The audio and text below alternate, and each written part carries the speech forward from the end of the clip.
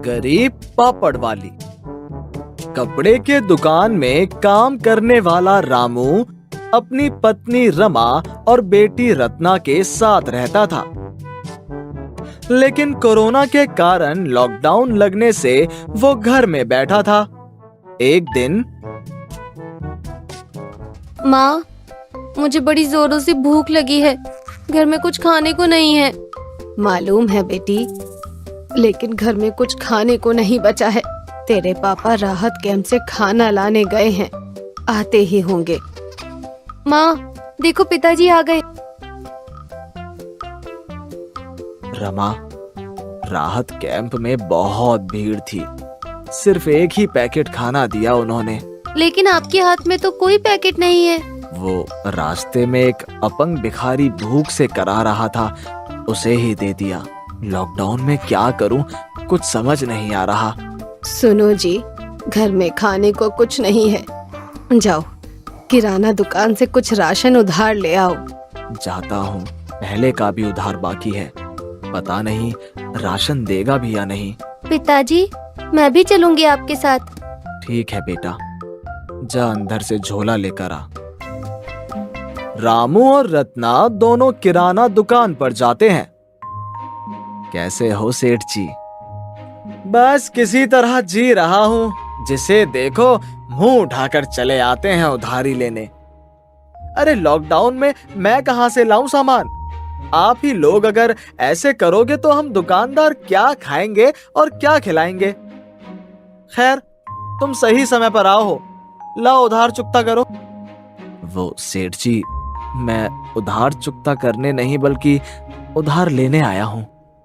रामू भाई, क्यों अपना और मेरा दोनों का टाइम खराब कर रहे हो? बाहर एक बोर्ड लगा है जिस पर कुछ लिखा है।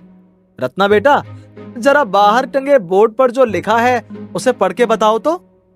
महत्वपूर्ण सूचना, आज नगद और कल उधार। सॉरी रामू, पहले पुराना बाकी पैसे चुकता करो, तभी राशन मिलेगा।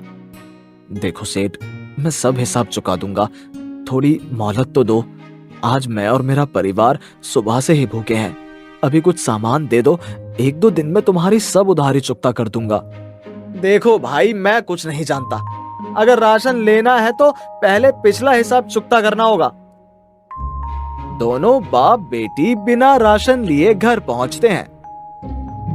घर के दरवाजे पर रमा पहले से ही राशन की आस लगाए खड़ी होती है। क्या हुआ जी? खाली झोला वापस क्यों ले आए?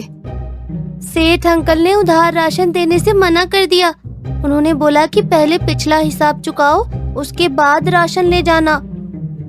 घर में 2-3 पापड़ पड़े हैं, उन्हीं को सेक देती हूँ। माँ, एक टुकड़ा पापड़ से क्या होगा? मुझे बहुत जोर से भूख लगी है। मालूम है बेटा, लेकिन अभी घर में यही मौजूद है। पापड़ खाकर 2 गिलास पानी पी लेना, कल सोचेंगे क्या करना है। नहीं माँ, मुझे पापड़ नहीं खाना। रमा रत्ना को 2 थप्पड़ जोर से जड़ देती है और रत्ना रोती सिसकती हुई पापड़ खाकर पानी पीकर रोते रोते सो जाती है। रामू और रमा को रात भर नींद नहीं आती। रमा को अपने मन में ग्लानि महसूस होती है। सुबह में, सुनो जी, ये लो मेरी सुहाग की अंतिम निशानी। लेकिन रमा, ये तेरी अंतिम निशानी है। जानती हूँ, लेकिन अभी हमें खाना जरूरी है, और अगर जिंदा रहे तो फिर ऐसी कई चूड़ियां हम बनवा लेंगे। ये गहने जेवर हम औरतों के पास इसी वक्त के लिए ही तो होते हैं। अगर हम ही ना रहे तो इसका क्या फायदा?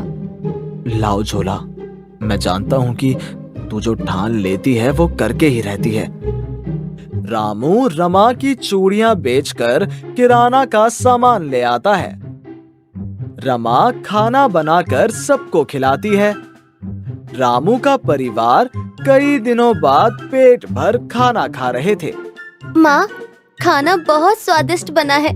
कई दिनों बाद आज भर पेट खाना खाने को मिला है। सॉरी माँ, कल रात मैंने खाने के लिए जिद की। कोई बात नहीं बेटा, अगर पेट में भूख हो तो बुद्धि अपने आप चली जाती है। ये हमारा दोष है कि हम तुम्हारे लिए पेट भर भोजन भी प्रबंध नहीं कर सकते हैं। लेकिन माँ, आपने जो पापड़ खिलाए वो बहुत ही स्वादिष्ट थे। माँ, तुम्हारे हाथ के बने पापड़ का जवाब नहीं। क्यों ना माँ हम पापड़ बेचने का धंधा शुरू करें? आइडिया बुरा नहीं है।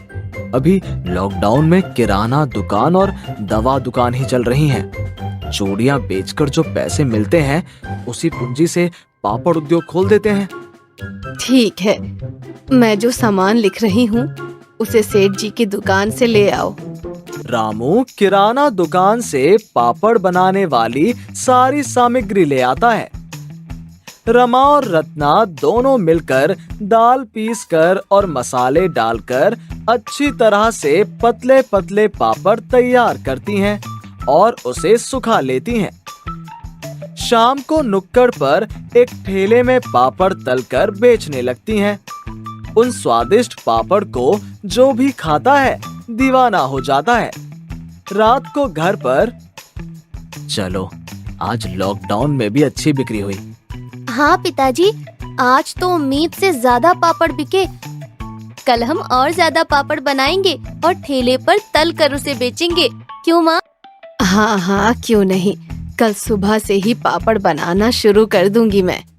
माँ उठो, पापड़ नहीं बनाने क्या, दरवाजा खोलो।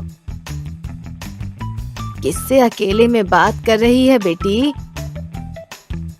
अरे माँ, तू कब जागी? मैं तो समझी कि तुम सोई हुई हो, इसीलिए तुम्हें पापड़ बनाने के लिए उठा रही थी। पिताजी कहाँ हैं? तेरे पिताजी साइकिल लेकर मंडी गए हैं पापड़ का सामान लाने। तब तक मैं कल के बचे हुए सामानों से पापड़ बनाकर छत पर सूखने के लिए रख देती हूँ। शाम को 3 ही घंटे में सारे पापड़ बिक जाते हैं। आज फिर सारे पापड़ बिक गए। कल से लॉकडाउन भी खत्म हो रहा है। हाँ पिताजी, फिर तो बिक्री भी बढ़ जाएगी। क्यों ना हम लोग पापड़ को एक नाम देकर ब्रांड बना ले और मार्केट में डिस्ट्रीब्यूट करें। इससे ज्यादा से ज्यादा पापड़ बेच सकेंगे। वाह बेटा, आइडिया बहुत अच्छा है। ब्रांड का नाम होगा गरीब माँ का पापड़। जल्द ही गरीब माँ का पापड़ एक ब्रांड बन जाता है। रमा मोहल्ले की महिलाओं की मदद से पापड़ का एक कारखाना खोल लेती है। जल्द ही गरीब माँ का पापड़ ऑनलाइन सेलिंग के द्वारा 100 से ज्यादा देशों में सप्लाई होने लगता है। रामू का परिवार अब संपन्नतापूर्ण जिंदगी जीता है।